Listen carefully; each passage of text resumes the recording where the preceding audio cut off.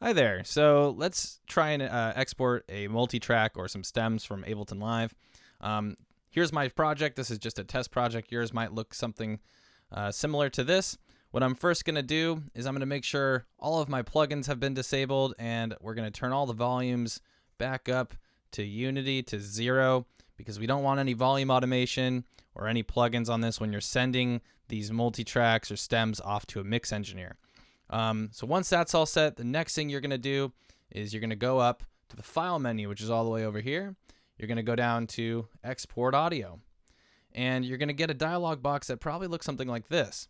So we don't want to bounce this down to just a single file. We want to actually change this so that we're getting all tracks. So we're going to click on this and we're going to change this to all individual tracks. The next thing we're going to do is we're going to set a start and end time. So things look like they're ending around measure 104. I'm just going to change this to 106 because we want to have a little bit of space after the song ends. I like to have a little bit of space at least. And then just make sure you have down here, I like to get, as a mix engineer, I like WAV files because that's what I work with. You can also do AIFF, but WAV is more preferred. You can choose the bit depth here. Maybe you want to have them 24-bit. That's what I mix down in. All right, so then we're good. I think we're good to go. You're going to click the export button, and it's going to ask you where you want to save it. So I think the default is going to be the project folder, which I spelled wrong. But let's just do it to the desktop. So we want to have it going to the desktop, and we'll just call this multi-track. So all of these tracks are going to have the word multi-track before it. You can really choose whatever you'd like, but this is just an example. So now we're going to press save, and it's going to render the audio. So once that completes, it will finish up, and we're going to go. I'm going to open my Finder, and I'm going to go to my desktop. So here we are on my desktop, and it has created all of these files. So we have like the Ableton specific files, and then the WAV files. What I'm going to do is we need to get all these in a folder.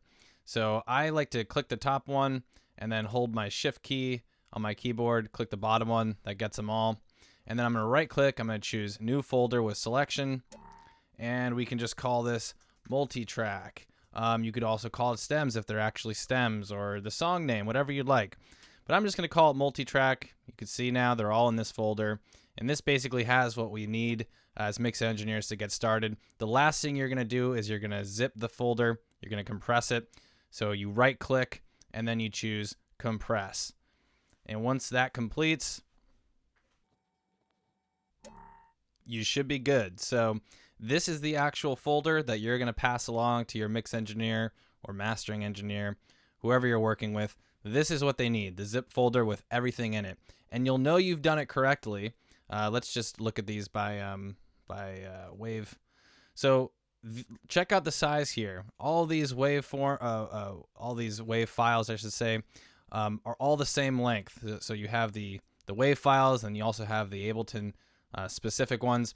They're all the same size. Well, I guess these are really the ones we're looking at. They're all the same size, which means that you bounce them all at the same length, which means that I can just take these into my DAW software on my end and drag them in, and I can just start mixing right away. I don't have to line anything up. I don't have to mess with anything. It just flies right in, gets started right away.